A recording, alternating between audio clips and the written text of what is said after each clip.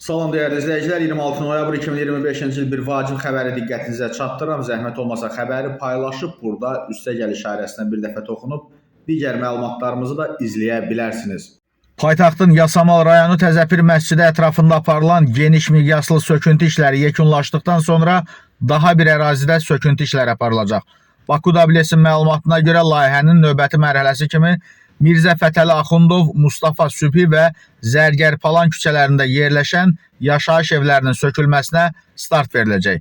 Ərazi üzrə ilkin qiymətləndirmə və texniki hesablama işləri artıq tamamlanıb. Məlumata görə söküntü planı Nizami metrosu istiqamətində olan tikililəri əhatə edəcək. Bu bölgədə illərdir mövcud olan sıxlıq, infrastruktursuzluq və təhlükəsizlik problemlərini aradan qaldırmaq məqsədi daşıyır. Evləri söküləcək sakinlərə kvadratmetr üçün 2700 manat kompensasiya təklif olunub. Sakinlərlə fərdi danışıqlar aparılıb və köçməyə razılıq verən vətəndaşlarla müqavilələrin bağlanılmasına başlanılıb. Layihənin icrasından sonra həmin ərazidə yeni binaların tikilməsi nəzərdə tutulmur.